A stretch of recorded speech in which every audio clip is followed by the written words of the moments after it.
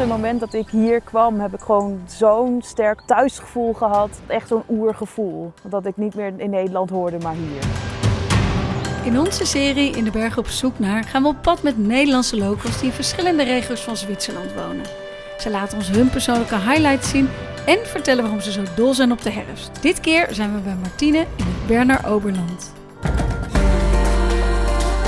Toen ik als 10-jarig kind hier kwam, was het als een klap in mijn gezicht. Ik denk, hier hoor ik thuis. En ik heb altijd die verbinding gehad, dat ik dacht, dit is het gewoon. Dus dat is echt iets wat echt van kind af aan eigenlijk al meekwam. En wat altijd in me gebleven is, wat ik gezegd heb, dit kan ik gewoon niet loslaten. Die watervallen die je overal ziet, die bergen natuurlijk, gewoon de ongerispte natuur, dat hebben wij niet in Nederland. Dat had ik hier echt heel erg, wat mij heel erg aantrok.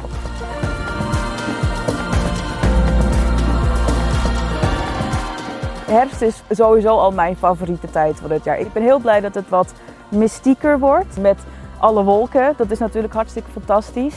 Ja, en straks ook die kleuren en alles en het lekkere eten, daar kijk ik ook echt vooral aan naar uit. En natuurlijk de sneeuwgrens die naar beneden komt.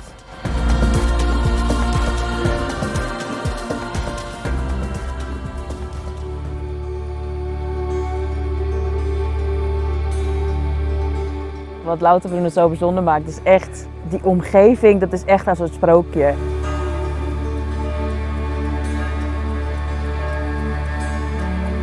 Een dal met een U-vormig dal waar je gewoon recht in kijkt. Het is zo magisch. En natuurlijk de Staubach-waterval. Dat is ook een van de highlights in Zwitserland. Dat is dus de hoogste vrijvallende waterval van Zwitserland. Dat moet je gezien hebben. Als je er nog nooit geweest bent, dan kun je het niet begrijpen.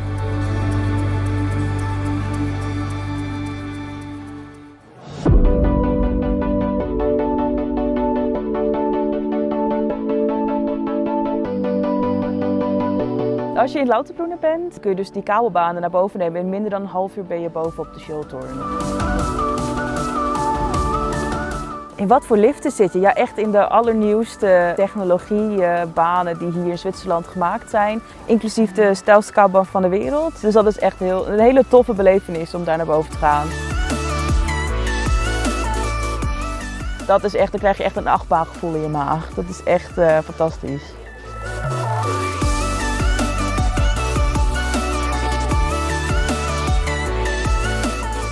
Boven op de Schildtoren heb je natuurlijk het draaiende restaurant Piz Gloria, wat 360 graden maakt in 45 minuten. In Piz Gloria zijn er verschillende dingen die je kunt eten. Er wordt natuurlijk à la carte geserveerd, maar wat heel bijzonder is bij hun is dat zij brunch hebben. En dan kun je dus 1,5 uur van een buffet-stijl brunch kun je dan gaan eten. Wat het hartje begeert staat op dat menu en dat is echt heel erg tof. En die hebben ze dagelijks.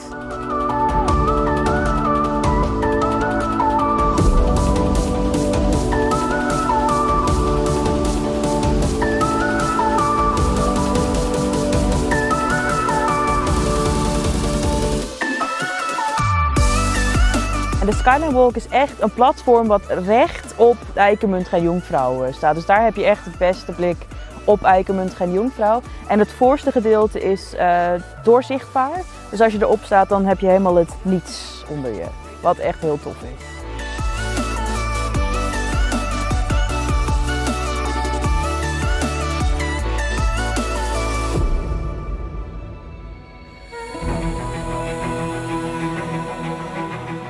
Murren. Ja, Murren is gewoon echt het perfecte Zwitserse bergdorpje. Het is autovrij, er wonen 400 mensen en het is gewoon idyllisch poer.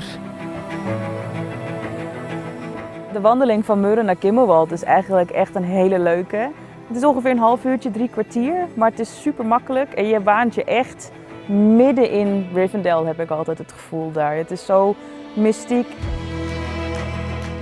Het heeft toch wel iets dat je daar dan zo echt door die bergen heen loopt. Dat is dus echt een heel tof gevoel.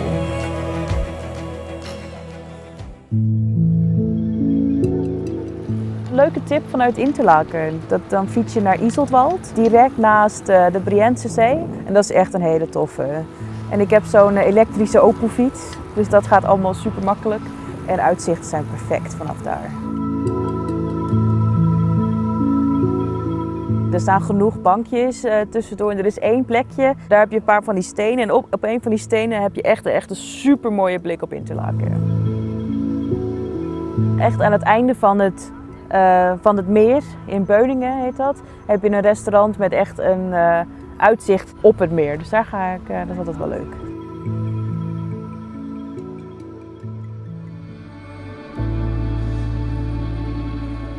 Oh, Thun is echt de perfecte kleine stad. Het is niet zo'n hele grote stad. Dus als je al de bergen en de meren al gedaan hebt in het Berner Oberland, is natuurlijk Thun heel leuk om even een dag een beetje te gaan shoppen, een beetje gaan rond te lopen. En ze hebben ook een hele mooie oudstad, dus echt met een heel mooi kasteel erbij. Dus dat is heel erg leuk en je kunt daar heerlijk op het terrasje zitten en mensen kijken.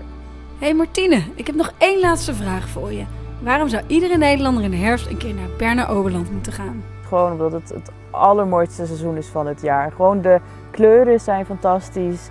Maar wat ik persoonlijk heel erg mooi vind is bijvoorbeeld, dan heb je die wolken in het dal. En die komen dan tegen de muur aan en daardoor heb je allemaal verschillende lagen. Het is echt een spel van hoe die om elkaar heen draaien en met elkaar draaien. Dat is echt heel erg tof.